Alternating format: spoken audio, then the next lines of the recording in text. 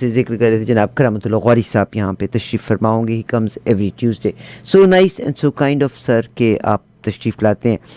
آج کے پروگرام میں آج کا دن جو ہے is very important day. It's 5 August اور آج کے توسط سے ابھی جیسے میں نے پروگرام کے شروع میں آپ سے کہا کہ ہمارے ساتھ ایک ڈاکٹر صاحبہ پروگرام کے آخری حصے میں ہوں گی. ننکانہ صاحب میں مسلم لیگ کو ریپرزینٹ کر رہی ہیں. ننکانہ صاحب کے ممبر نیشنل اسمبلی ہیں.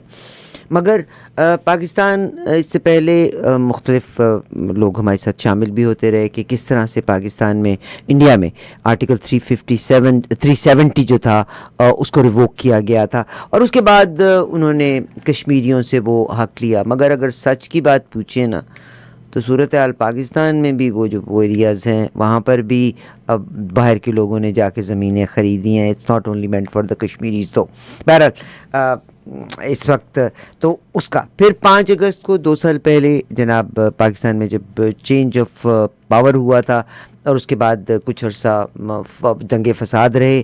جو غلطیاں تھیں کہ بھئی ظاہر ہے کام کی طرف فوکس کرنا چاہیے. ہمیں صرف سڑکوں پہ ہی نوجوانوں کو نہیں رکھنا, ہمیں we have to focus them as well.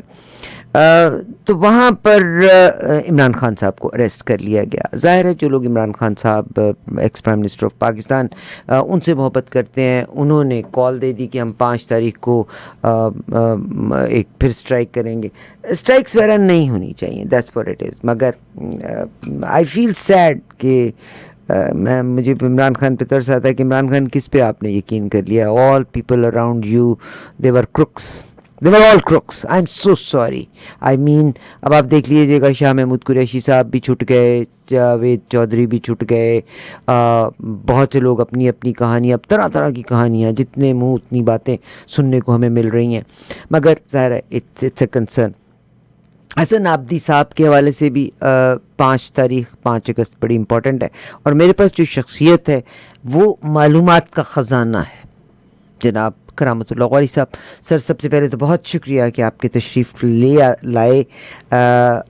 Welcome to the شو. السلام علیکم. وعلیکم السلام. عارفہ, آج تمہارے اسٹوڈیو میں داخل ہوتے ہوئے مجھے مشکل ہوئی. مصطفیٰ زیدی کا وہ شعر یاد آ گیا. انہی راستوں پہ چل کر اگر آ سکو تو آؤ, میرے گھر کے راستے میں کوئی کہکشاں نہیں ہے. صحیح. تو یہ جو کھدائی ہو رہی ہے, باہر مرمت کا کام ہو رہا ہے جی. اس مرمت کے کام کی دنیا کے بہت سے ممالک کو ضرورت ہے. I agree. اور یہ آج 5 اگست کی تاریخ بہت اہم ہے ہمارے قومی کیلنڈر میں بھی اور بین الاقوامی کیلنڈر میں بھی. میں آپ اس پہ چلیے گا, میں تھوڑی سی بات اگر اجازت ہو تو میں تھوڑی سی بات کرنا چاہتی ہوں. ابھی بڑی پیاری انہوں نے بات کہی اور آج میں صبح آفس میں یہ بات کر رہی تھی. یہ دنیا میں صرف پلز کام کرتی ہیں اور اگر میں غلط ہوں میں اس کو ختم کروں گی, آپ شروع کر دیجئے گا. اس دنیا میں صرف پلز کام کرتی ہیں. آپ مسجدوں میں چلے جائیں, آپ مندروں میں چلے جائیں, آپ گردوارہ میں چرچ میں چلے جائیں, آپ پولیٹیکل گراؤنڈ کے اوپر کسی لیڈرشپ سے بات کر لیجئے گا.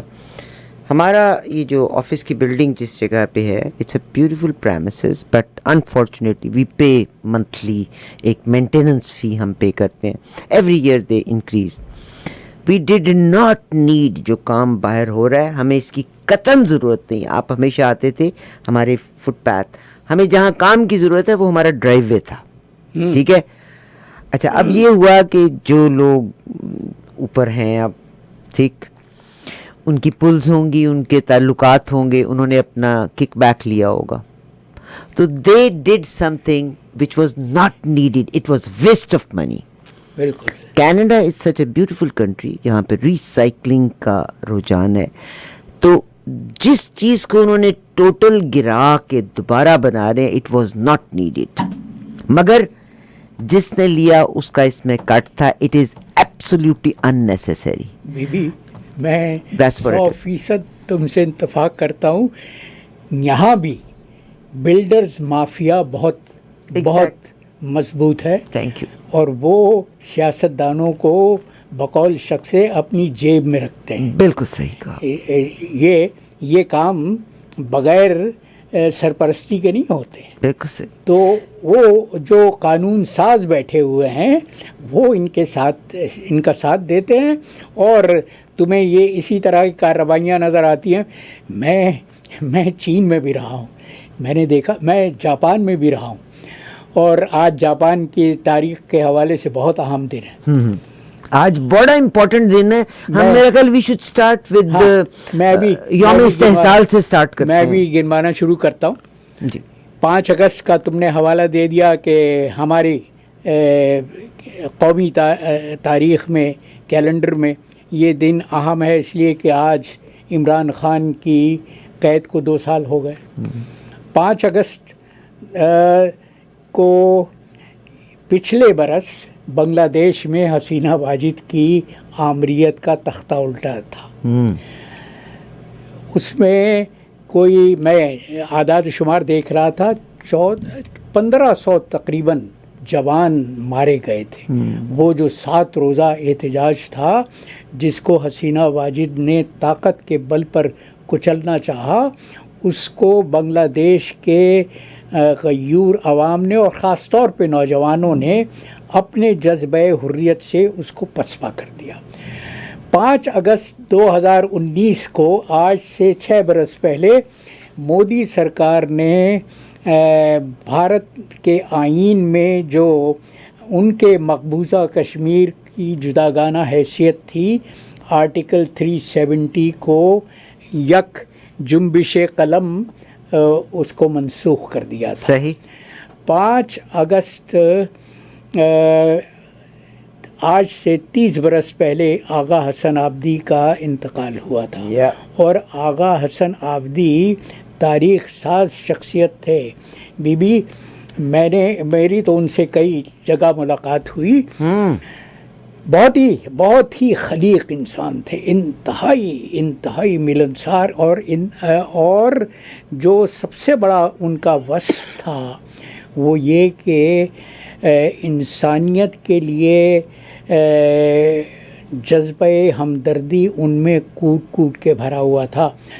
میں جانتا ہوں اس لیے کہ میں کویت میں اس زمانے میں رہا تھا جب ان کے BCCI کا ایک ذیلی ادارہ, اس لیے کہ کویت میں باہر کے بینکوں کو کام کرنے کی اجازت نہیں تھی, تو انہوں نے کویت انٹرنیشنل فائنینس کارپوریشن کے نام سے, کفکو کے نام سے ایک ادارہ بنایا ہوا تھا جو BCCI کے طرز پہ کام کرتا تھا اور کویت میں انویسٹمنٹ کیا کرتا تھا. صحیح. تو آغا حسن آبدی نے تمام ملازمین کو, اور دیکھو مجھے وہ تاریخ یاد ہے, 7 جولائی 1991, 7 جولائی 1991. میں اس زمانے میں الجیئرز میں سفیر تھا اور امریکی سفارت خانے میں ایک استقبالیہ ہو رہا تھا جہاں پر پروگرام کے دوران لوگوں کو مطلع کیا گیا کہ برطانیہ میں اور دنیا بھر میں BCCI کے بینک پر پابندی لگا دی گئی تھی. اس وقت BCCI کی تاسیس ہوئی تھی 1974 میں. اچھا. 1974 میں جب 1 جنوری 1974 کو بھٹو نے پاکستان کے تمام بینکوں کو قومیہ لیا تھا.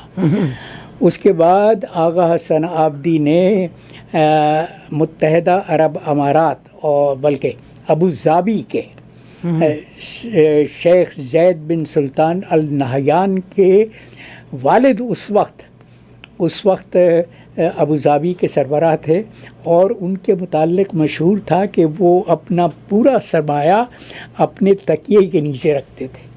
آغا حسن آبدی نے ان کو قائل کیا کہ بینک میں ڈالا جائے. بلکہ ایک بہت دلچسپ واقعہ ہے کہ آغا حسن آبدی نے جب ان سے پیسہ اپنے بینک پہ رکھوا لیا تو اس کے چند مہینے بعد ان کو شیخ کو خیال آیا کہ میرا پیسہ محفوظ بھی ہے یا نہیں. تو انہوں نے نکلوا لیا سارا؟ نہیں وہ آغا آبدی سے پوچھا کہ میرا پیسہ کہاں ہے. انہوں نے کہا آپ کا پیسہ محفوظ ہے. اس زمانے میں بحرین میں پہلے شاخ تھی جو BCCI کی قائم کی گئی تھی. آغا حسن آبدی خصوصی طیارے میں شیخ کو بحرین لے کے گئے اور وہاں بینک کے والٹ میں کھول کے دکھایا کہ ان کا پیسہ محفوظ ہے. 1991 میں جب پابندی لگی ہے تو دنیا کے 72 ممالک میں BCCI کی 700 سے زیادہ برانچز کام کر رہی تھی اور BCCI کے ملازمین کی تعداد 16,000 تھی. دنیا کا 7واں بڑا بینک تھا عالمی رینکنگ میں جس پر پابندی لگائی گئی. اور الزام یہ تھا کہ انہوں نے پاکستان کے جوہری پروگرام میں پاکستانی حکومت کی امداد کی تھی. اور اس کے علاوہ چارج شیٹ جو تیار کی گئی تھی اس میں یہ بھی الزام تھا کہ انہوں نے یاسر عرفات کی PLO کو پیلسٹائن لبریشن آرگنائزیشن کو مالی امداد فراہم کی تھی. یہ الزامات لگا کے آغا حسن آبدی کو کہ بینک کو جو دنیا میں سب سے زیادہ تیز رفتار سے ترقی کرنے والا بینک تھا. آغا حسن آبدی نے تو چین میں بھی اپنے دفاتر قائم کر لیے تھے. میں چین میں بیجنگ میں تھا جب انہوں نے کئی بار وہاں بیجنگ کا دورہ کیا تھا. بلکہ بیجنگ کے دفتر کے سربراہ ہمارے ایک سابقہ سیکٹری تھے، خارجہ سیکٹری تھے، سلطان محمد خان صاحب. اچھا. اور وہ مجھ سے یہ کہا کرتے تھے، برج کے بہت شوقین تھے، میرے ساتھ برج کھیلتے تھے. تو وہ یہ کہا کرتے تھے کہ کرامت میاں ہم نے 40 برس سرکار کی نوکری کی لیکن اب BCCI کی ملازمت کرنے کے بعد فرق محسوس ہوتا ہے کہ ایک پرائیویٹ ادارے کی ملازمت اور سرکاری نوکری میں کیا فرق ہے. تو آغا حسن آبدی تاریخ ساز شخصیت تھے. جبکہ ڈاکٹر عبادت بریلوی کا نام سنا ہے تم نے؟ بہت بڑے اسکالر تھے.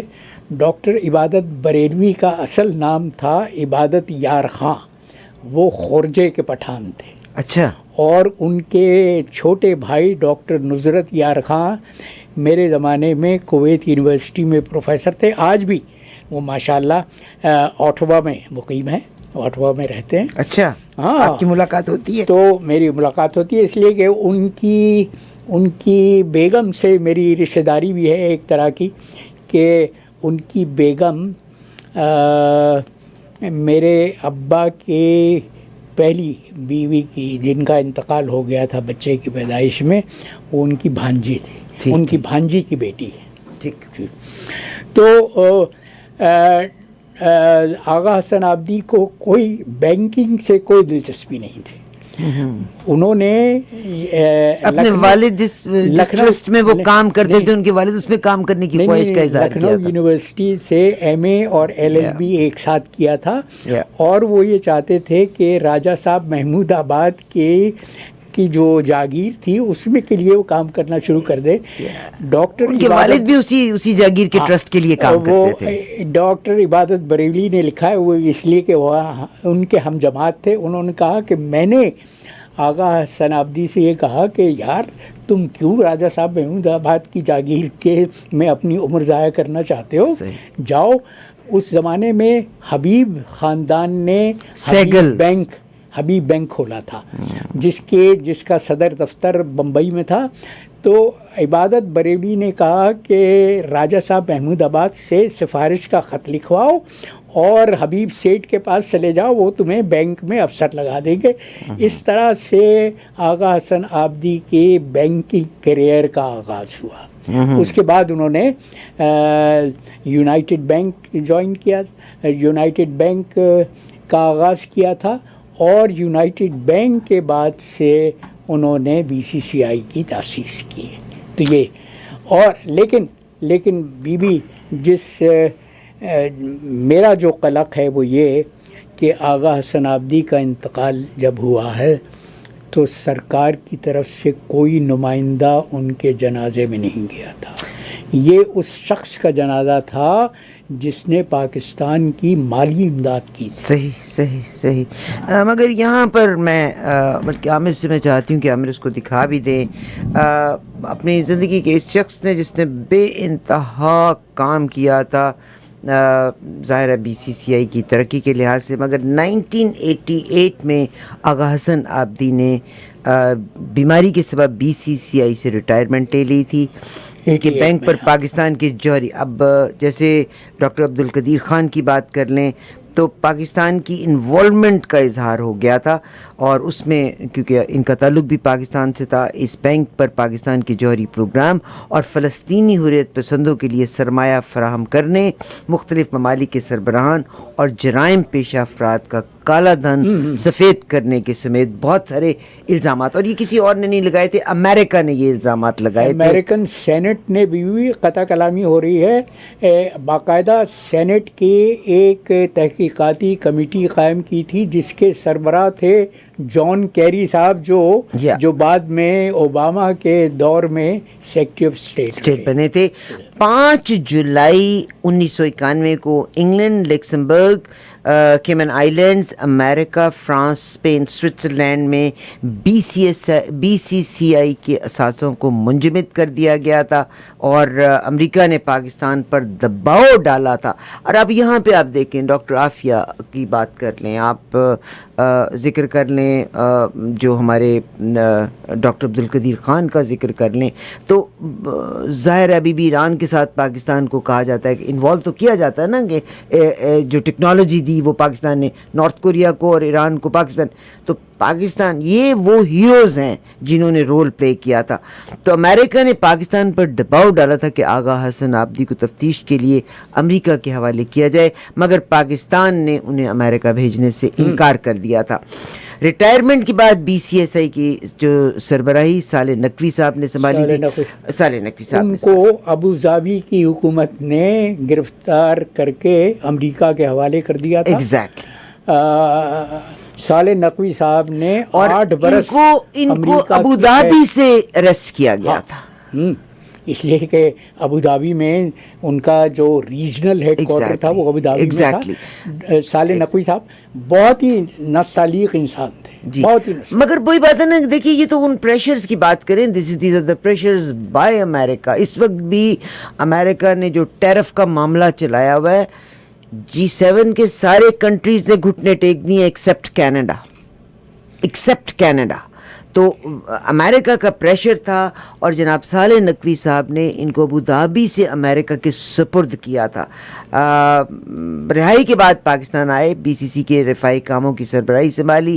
عروج اور زوال پر ایک انہوں نے کتاب بھی لکھی تھی مگر وہ کتاب اب تک شائع پتہ نہیں کس کس کے پردے چاک ہونے تھے تو اس کتاب کو تو کوئی شائع ہونے بھی نہیں دے. آج وہ کتاب آج تک شائع نہیں ہوئی. 7 ستمبر 2019 کو صالح نقوی بھی سب نے مرنا ہے اور وہ کہتے ہیں نا الہاکم التکاثر حتی زرتم المقابر کلا سوف تعلمون ثم کلا سوف تعلمون.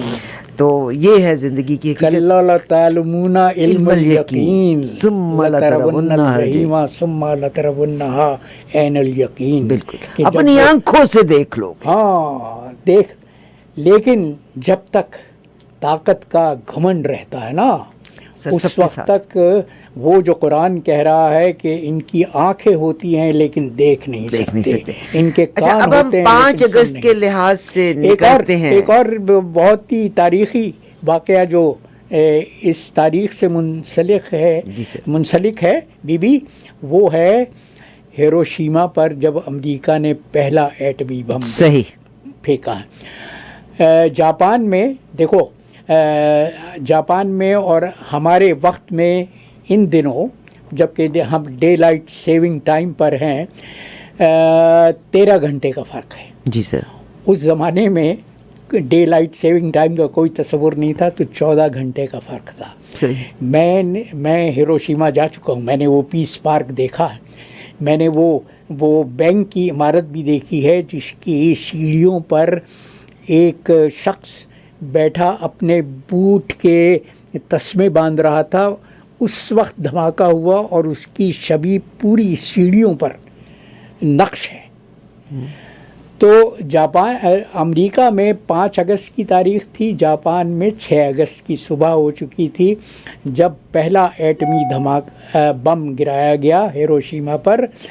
اور ہیروشیما کی آبادی اس وقت 3.5 لاکھ افراد پر مشتمل تھی. 1,40,000 لوگ اس حملے میں ایک دن میں ہلاک ہو گئے تھے. میں 1982 میں گیا ہوں ہیروشیما. اس وقت اس واقعے کو، یہ ایٹم بم کے پھینکنے کو کتنے برس ہو چکے تھے؟ 37 برس ہو چکے تھے. صحیح.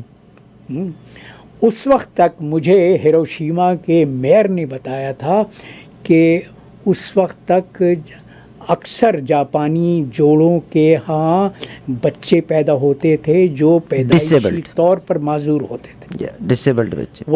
وہ جو اثرات تھے، وہ اثرات وہ ہیروشیما کی فضا میں باقی رہے. یہی حال میں نے عراق میں دیکھا تھا. عراق میں جب پہلی عراق کی جنگ ہوئی ہے، جو عراق اور اتحادیوں کی جنگ ہوئی تھی 1991 میں، اس کے میں برطانیہ اور امریکہ نے بصرے کے باہر وہ بم استعمال کیے تھے جو یورینیم ٹپ تھے. معذرت کے ساتھ یہ آپ بڑی پیاری بات کر رہے ہیں، مگر صاحب جو کلپریٹ نے کبھی اقرار نہیں کیا اس بات کو، کیوں اٹیک کیا گیا تھا کہ عراق کے پاس نیوکلیئر ویپن ہے. عراق میں بچوں کا جینیٹک میک اپ چینج ہو گیا. وہ میں اسی پہ آ رہا تھا کہ میں کلپریٹ کون تھا، اس نے آج تک احساس نہیں کیا کہ میں نے لوگوں کا جینیٹک میک اپ چینج کر دیا. میں نے بصرے کا اکثر دورہ کرتا تھا میں، اور بصرے کے جو گورنر تھے انہوں نے مجھے بتایا تھا یہ 1991 میں استعمال کیے گئے تھے یہ یورینیم ٹپ. اس وقت تک 6 برس کے بعد میں جب گیا ہوں تو بصرے کے گورنر نے مجھے بتایا کہ بصرے کی مائیں ان معذور بچوں کو جنم دے رہی تھی بیک بون نہیں بنی ہوئی تھی، اس لیے کہ بصرے کے پانی میں اور گرد و نواح کی زمین میں وہ سرایت کر چکے تھے، جوہر یورینیم سرایت کر چکی تھی، جس کی وجہ سے ان کی فصلیں متاثر ہو رہی تھی. تو یہ وہ گناہ ہیں، یہ وہ جرائم ہیں جو نسلوں تک جاری رہتے ہیں. اور آج جو غزہ میں ہو رہا ہے، بھی میں پچھلے پروگرام میں بتا رہا تھا، اور آج بھی میں نے جو اعداد و شمار دیکھے ہیں تو رونگٹے کھڑے ہو جاتے ہیں. ہم 5 اگست سے ہٹتے چلے جا رہے ہیں. بالکل غزہ میں جو بھی ہو رہا ہے، ظاہر ہے کینیڈا نے بھی جب کہا کہ ہم غزہ کو ایکسیپٹ کریں گے 2 اسٹیٹ سولوشن کے لحاظ سے، امریکہ ڈزنٹ لائک اٹ. فرانس کے بعد انگلینڈ، اور انگلینڈ نے بھی زبردستی میں کیا، اور پھر اس کے بعد کینیڈا نے یہ لفظ کہا امریکہ ڈزنٹ لائک اٹ. کینیڈا اور برطانیہ کی جو تسلیم کرنے کی کنڈیشنل ہے، وہ کنڈیشنل ہے، مشروط ہے.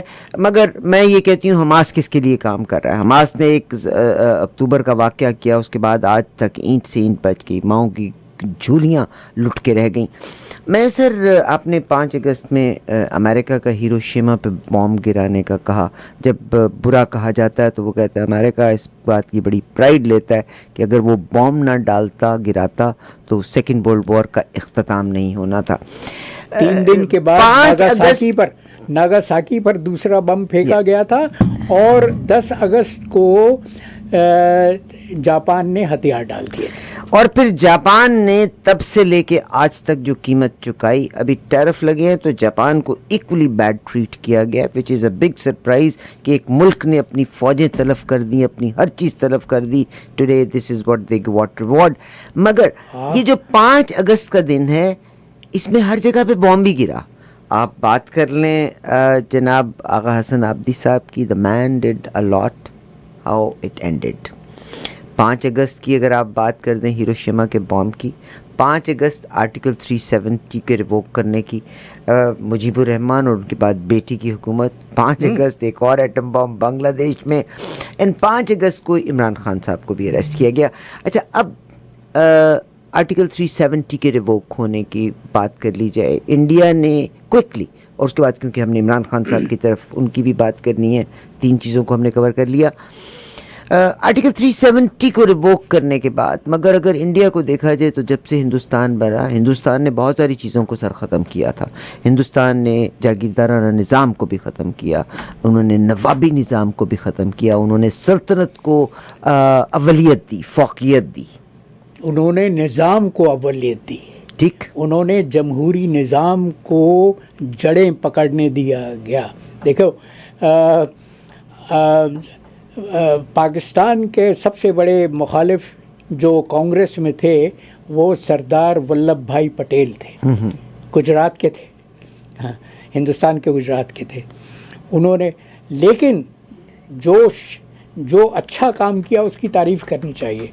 وہی سردار پٹیل تھے جنہوں نے ریاستوں کا نظام, اس لیے کہ جب تقسیم ہوئی ہے تو 555 نوابی رجواڑے تھے یا ریاستیں تھیں جن کے ساتھ تاج برطانیہ کا الحاق یہ کہتا تھا کہ وہ برطانیہ کے حکومت ختم ہو جانے کے بعد, ہندوستان پر برطانیہ کے زوال کے بعد وہ ریاستیں آزاد ہوں گی. یہ فیصلہ کرنے میں کہ وہ آزاد رہنا چاہتی ہیں یا بھارت کے ساتھ الحاق چاہتی ہیں یا پاکستان کے ساتھ الحاق چاہتی ہیں. تو سردار پٹیل نے ان رجواڑوں کو, ان نوابی جاگیروں کو, ان ریاستوں کو ختم کر کے جمہوریت کی پرورش کے لیے, جمہوریت کے پنپنے کے لیے زمین ہموار کی, جو کام آج تک پاکستان میں نہیں ہو سکا. صحیح. اچھا, 5 اگست کے حوالے سے ہم دوبارہ آتے ہیں کہ انڈیا نے آخری جو نیل ان دا کافن کہ 5 اگست کو کشمیر میں 370 کو ریووک کیا, جس سے پہلے صرف کشمیر میں زمین کو خریدنا کشمیر. آج میں تو بلکہ ہنس رہی تھی, آپ کو بھی اس کو ریلیٹ کرنا چاہیے تھا.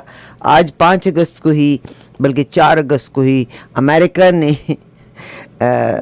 ٹیکسس میں انہوں نے حلقہ بندیاں نئی کی ہیں, اور جس میں وہ بنا رہے ہیں علاقے تاکہ ریپبلکنز زیادہ ووٹ لے سکیں ان کے, ٹھیک ہے, it might turn negative as well. تو انڈیا نے بھی کشمیر کے ڈیموگرافکس کو چینج کرنے کے لیے, وہ ڈومیسائلز کا چکر ختم کرنے کے لیے کہ 10 سال جو شخص وہاں رہتا ہے, یا انڈیا سے باہر سے وہ لوگ جو انویسٹرز آتے ہیں ان کو بھی کشمیر کی سٹیزن شپ, تاکہ وہاں پر کشمیریوں کا اور مسلمانوں کا تسلط ختم کیا جا سکے, ان کی اکثریت کو ختم کیا جا سکے. ٹھیک ہے, لیکن اس میں کامیابی نہیں ہوئی ہے. کامیابی یوں ہی نہیں ہوئی کہ دیکھو سرمایہ لگانے والا پہلے یہ دیکھتا ہے کہ وہاں پہ امن و امان کی صورتحال کیا ہے. آج بھی بھارتی سینا کے, بھارتی فوج کے 6.5 لاکھ نفری مقبوضہ کشمیر میں تعینات ہیں. مگر وہ 6.5 لاکھ اگر وہ ایک گیون پیریڈ آف ٹائم رہ لیتے ہیں تو دے ول بی سٹیزن آف, وہ وہاں پہ جائیداد بھی لے سکیں گے, جائیداد خریدنے کی اور زمینیں خریدنے کی سہولت حاصل ہو گئی ہے. 6.5 لاکھ ووٹر بھی تو مل گیا نا. نہیں, وہ فوج کو ووٹ دینے کا حق. کل کلاں کو جب الیکشن, ہر کینڈیڈیٹ ووٹ تو ڈالتا ہے نا, چاہے فوجی ہے چاہے سپاہی ہے, وہ ووٹ تو ڈالتا ہے نا. ووٹ تو وہ ڈالتا ہے. تو وہ 6.5 لاکھ کی جو فوج وہاں پہ موجود ہے, کل ان کی فیملی نے, انہوں نے ووٹس بھی تو ڈالنے ہیں نا. تو وہ جس بھی جگہ پہ, بہرحال یہ ابھی آپ نے کہا نا فوج کا ووٹ نہیں, مگر ہر شہری ووٹ تو ڈالتا ہے. ہاں ووٹ تو ڈالتا ہے, لیکن بھارت کو وہ جو مودی کا خواب تھا کہ مقبوضہ کشمیر کی حیثیت بالکل اسی طرح سے ہو جائے گی جس طرح سے بھارتی یونین کی اور ریاستیں ہیں، تو وہ خواب پورا نہیں ہوا۔ 5 اگست کے حوالے سے اگلا ذکر اگر ہم کرتے ہیں، دیکھیے کتنا امپورٹنٹ دن ہے۔ آج سے 2 سال پہلے، اور اگلا میرا انٹرویو آپ سنیں گے تقریباً آپ پروگرام کے ٹورڈز اینڈ پہ ڈاکٹر صاحبہ ہمارے ساتھ ننکانہ صاحب سے شامل ہوں گی۔ I don't know why government this did mistake. India نے 5 اگست یوم استحصال 5 اگست 2019 کو یہ ہوا تھا، اور ہر سال اس پہ پیغام بھی آتا ہے۔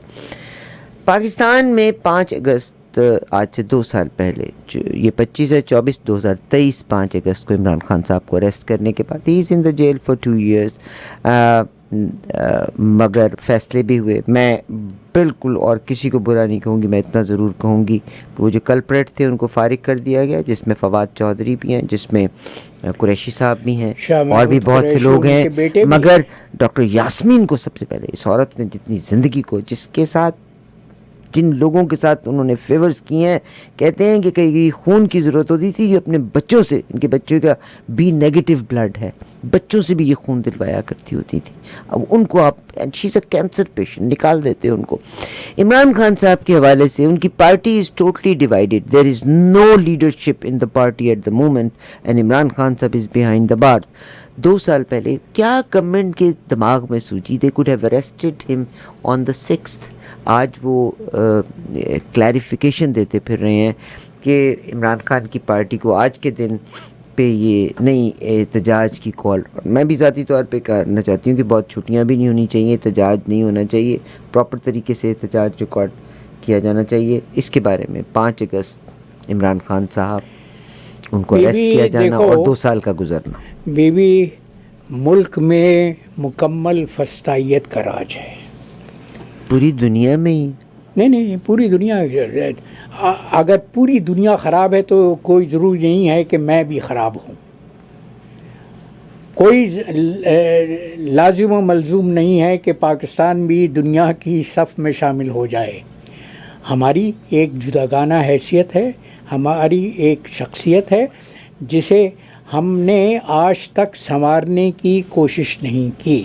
دیکھو تم جو بات کہہ رہی ہو نا کہ تحریک انصاف کی صفوں میں انتشار ہے، تو وہ تو قدرتی بات ہے۔ جب آپ جو اس کے لیڈر کو حوالات میں بند کر دیں گے اور اس کے جیل کی سلاخوں کے پیچھے رکھ دیں گے تو بعد میں تو مسئلہ کیا ہے؟ دیکھو میں ہر پروگرام میں یہ کہتا رہا ہوں کہ ہمارا مسئلہ یہ ہے کہ ہمارا مزاج تو جاگیرداری ہے، ہماری فکر جاگیرداری ہے۔ اس فکر کے ساتھ ہم جمہوریت کے پودے کی آبیاری کرنا چاہتے ہیں، جو ناممکن ہے، یہ کبھی ہو ہی نہیں سکتا۔ پہلے فکر کو بدلنا ہوگا، پہلے اپنے ذہن کی ساخت کو جمہوری کرنا ہوگا، اور جمہوریت کا بنیادی تقاضا یہ ہے بیوی، ہر جمہوری معاشرے میں دیکھ لو کہ مخالف کو دشمن نہیں گردانا جاتا، جبکہ جاگیرداری کلچر، جاگیرداری فکر، جاگیرداری دماغ یہ کہتا ہے کہ جو آپ کی بات سے متفق نہ ہو وہ آپ کا دشمن ہے، اور دشمن کو ختم کرنے کے 2 ہی طریقے وہ جانتے ہیں، یا تو اس کو خرید لو، اگر وہ کو تیار نہیں ہوتا تو اس کو ختم کر دو۔ بہت شکریہ جناب کرامت اللہ غوری صاحب نے 5 اگست کے حوالے سے، مگر غوری صاحب کا تجربہ بہت زیادہ ہے۔ Yes it's a conversation. Imran Khan صاحب کو ڈبویا ان کے اپنوں نے، یاروں نے مروایا ان کو۔ عمران خان صاحب کی پارٹی کی بڑی اکثریت تھی، آپ سوچئے گا جب ان کو کہہ دیا تھا ریزائن کر دو، اس کو مروایا ان الیکٹبلز نے جن کو اس نے اپنی پارٹی میں شامل کر، یاروں نے مروایا۔ اور آپ سوچئے گا کہ اگر یہ لوگ اپنی حکومت قائم رکھتے تو الیکشن پراپر ہوئے تھے، they should not have resigned at that time, اگر یہ انہوں نے تب ریزائن نہ دیا ہوتا تو، مگر وہ کہتے ہیں نا مروایا اپنوں نے۔ آئی وش کہ ہمارا مورل فائبر درست ہو جائے، آمین۔ اب مسئلہ یہ ہے بیبی، وہ جو مولا علی کا قول میں دہراتا رہتا ہوں، بار بار دہراتا رہتا ہوں کہ کفر کا معاشرہ چل سکتا ہے لیکن ظلم کا معاشرہ نہیں چل سکتا، اور ظلم وہاں ہوتا ہے جہاں عدل نہیں ہوتا. اب دیکھا تم نے کہ مضحکہ خیز بات لگتی ہے کہ ان گواہوں کو جن کو سرگودا کی عدالت نے جن کی بات نہیں مانی تھی، جن کی شہادت کو اس نے قابل اعتنا نہیں سمجھا تھا، انہی گواہوں کی شہادت کی بنیاد پر فیصل آباد کی انسداد دہشت گردی عدالت نے تحریک انصاف کے سینیٹرز اور اراکین قومی اسمبلی کو فارغ کر دیا ہے، اور الیکشن کمیشن نے وہ کام کیا ہے کہ چٹ منگنی پٹ بیا، انہوں نے ان کی رکنیت ختم کر دی ہے. اللہ تعالیٰ اس ملک کا حال بہتر رکھے. مگر میں تو اب اس وقت امریکہ کو بھی دیکھتی ہوں تو میں سوچتی ہوں پاکستانیوں زندہ باد، آپ کو فالو کر رہے اب امریکہ.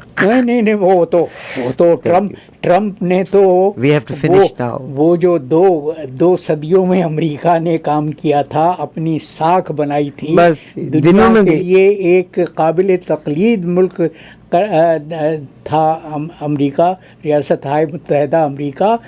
ٹرمپ نے اپنے 100 دنوں میں اس تمام کام پر پانی پھیر دیا. بہت شکریہ جناب کرامت اللہ غوری صاحب سے. اس وقت دنیا بہت برے حالات میں ہے اور America is following Pakistan and India. Stay tuned. چند اسپانسرز ول کم بیک.